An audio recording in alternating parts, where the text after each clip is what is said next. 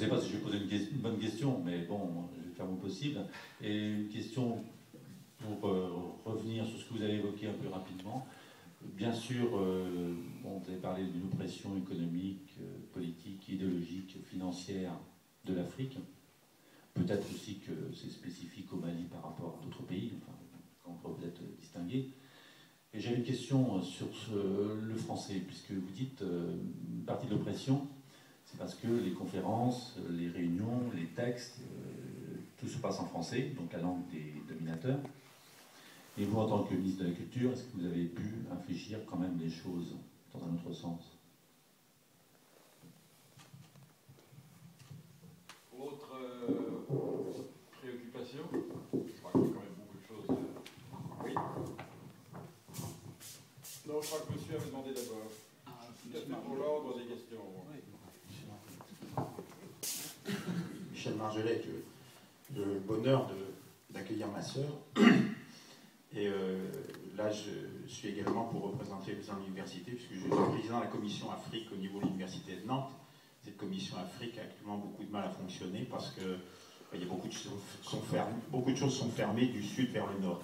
Non, ma question c'était plutôt, je me souviens très bien, excusez-moi d'être un petit peu aparté, Yves Tertrais, quand tu as dit l'émission Apostrophe, ou je ne sais plus si c'était Apostrophe ou autre, je m'en souviens très très bien, parce que c'est la première fois que Bernard Pivot venait en Afrique et se positionne au Mali. Aminata Traoré était là, Alpha Konaré était là, et je me souviens très très bien que Bernard Pivot a posé une question à Alpha Konaré, qui était président. Il n'a pas répondu, le président. Et il y a eu un silence, et Bernard Pivot a blanchi, enfin je suppose qu'il a blanchi. Et en fait, Alpha Konaré lui a dit, Monsieur Pivot, vous ne vous adressez pas à la bonne personne. Et à la gauche ou à la droite, je ne me souviens plus, du président, il y avait son instituteur. Donc un monsieur âgé, malien, et qui l'avait éduqué. Et donc il a demandé à Bernard Pivot que ce soit cette personne-là qui prenne la parole en premier. C'est toute la signification de l'Afrique. Alors, je voulais revenir au niveau de la culture. Actuellement, il y a une super exposition, je pense, je n'ai pas été la voir, Dogon à Paris, et tous les médias culturels, je lisais Le Monde ce midi, font éloge effectivement de cette manifestation qui est au Quai Branly. Et dans les articles, on ne voit citer aucunement, aucun média africain, aucun historien, tout est du domaine de... tout vient de la France. Et je me pose la question, j'ai déjà vu également d'autres expositions comme ça, y compris dans notre région, une superbe exposition de photos du Mali, et aucun auteur africain, malien, n'était cité dans ces expositions. On a l'impression que tout se passe également du nord vers le sud et que rien ne remonte. Alors que pourtant on entend effectivement beaucoup de musique africaine, beaucoup de choses. Donc j'aimerais bien voir. Et puis également, c'est une deuxième question, est-ce qu'il y a une petite distinction entre la partie, on va dire, anglophone de l'Afrique par rapport à son développement?